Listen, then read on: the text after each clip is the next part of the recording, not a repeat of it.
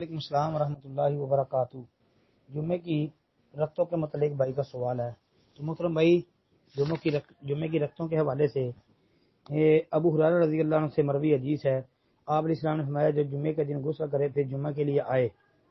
اور جتنی اس کے مقدر میں ہو نماز پڑھے۔ مطلب جمعہ کی نماز سے پہلے جو بندہ مسجد میں آتا ہے جتنی اس کے مقدر میں وہ نماز پڑھ سکتا ہے، جیسا کہ اس حدیث میں یہ وضاحت ہے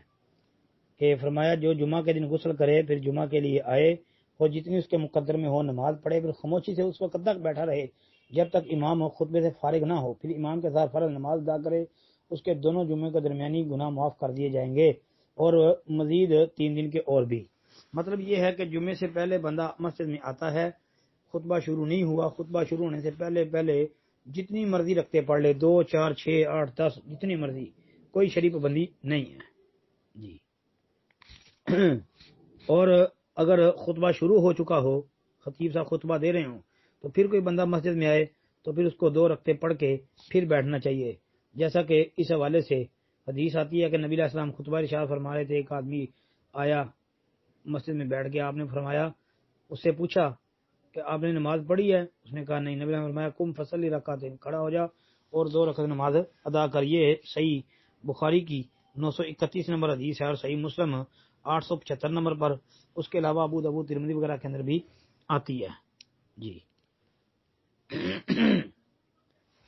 اور ایسے ہی جو ہے یہ بھی ہے کہ پھر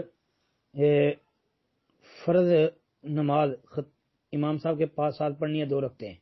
جو جمعے کی نماز ہوتی ہے، وہ 2 رکعتیں پڑھنے کے بعد اب جمعے کی نماز کے بعد جو نوافل ہیں وہ کس طرح پڑھنے ہیں؟ وہ 4 رکعتیں پڑھنی ہیں بھائی، جیسا کہ حدیث آتی ہے ترمذی کے اندر، رسول اللہ صلی اللہ علیہ وسلم نے فرمایا جب تم میں سے کوئی نماز جمعہ ادا کرے تو اس کے بعد 4 رکعت پڑھے۔ یہ حدیث ترمذی میں اور اس کے علاوہ صحیح مسلم میں بھی یہ موجود ہے، صحیح مسلم میں 881 نمبر پر، بلکہ ترمذی کے اندر یہ بھی ہیں کہ من کان منکم مصلیا بعد الجمعہ فلیصلی 4، کہ تم میں سے جو بھی جمعے کی نماز پڑھے وہ 4 رکعت نماز پڑھے، یعنی جمعے کی نماز کے بعد جو بھی بندہ نماز پڑھے تو وہ 4 رکعت پڑھے۔